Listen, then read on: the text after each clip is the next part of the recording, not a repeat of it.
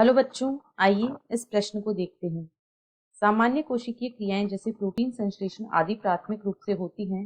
विकल्प ए इंटरफेज में, विकल्प बी मेटाफेज में, विकल्प सी एनाफेज में या विकल्प डी प्रोफेज में। इस प्रश्न की जो मुख्य अवधारणा वह है कोशिका चक्र। कोशिका चक्र, यहाँ पर हम देखेंगे कि कोशिका चक्र में कौन कौन सी प्रावस्थाएं सम्मिलित होती हैं तथा किस प्रावस्था में मुख्य रूप से कौन सा कार्य या क्या तैयारी होती है। तो जो कोशिका चक्र होता है इसे हम मुख्य रूप से दो प्रावस्थाओं में विभाजित करते हैं। अंतरावस्था या इंटरफेज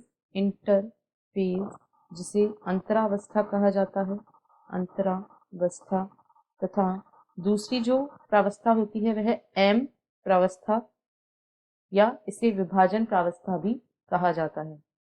यह विभाजन प्रावस्था कहलाती है। यदि हम यहाँ पर मुख्य रूप से इंटरफेज की बात करें तो इंटरफेज जो होती है या अंतरावस्था जो होती है यह कोशिका की विश्राम अवस्था होती है। यह कोशिका की विश्राम अवस्था भी कही जाती है।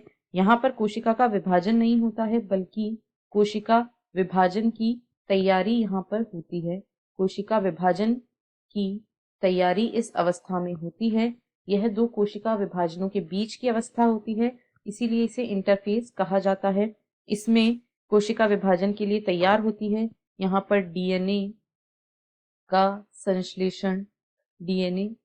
संश्लेषण होता है और साथ ही साथ कुछ विशिष्ट प्रोटीनें भी संश्लेषित होती हैं। प्रोटीन का निर्माण भी इसी प्रावस्था में होता है, क्योंकि यही वह प्रावस्था है जिसमें कोशिका विभाजन के लिए आवश्यक होने वाले सभी पदार्थों का संश्लेषण होता है, चाहे वह डीएनए हो या प्रोटीन।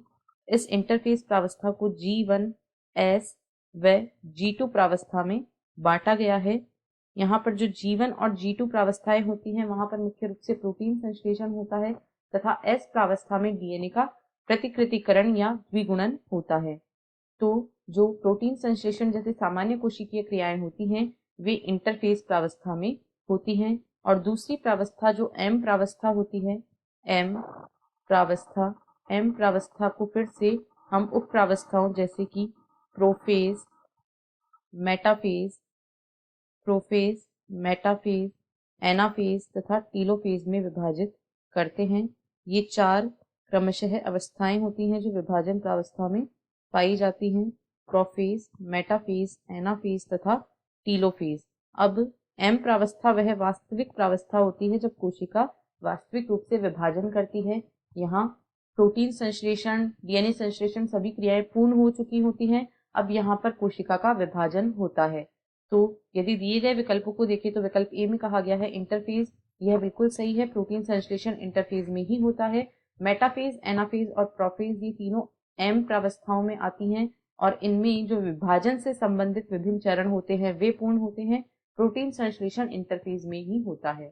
अतः विकल्प ए इस प्रश्न का सही उत्तर है। आशा है आपको प्रश्न समझ आया होगा। धन्यवाद।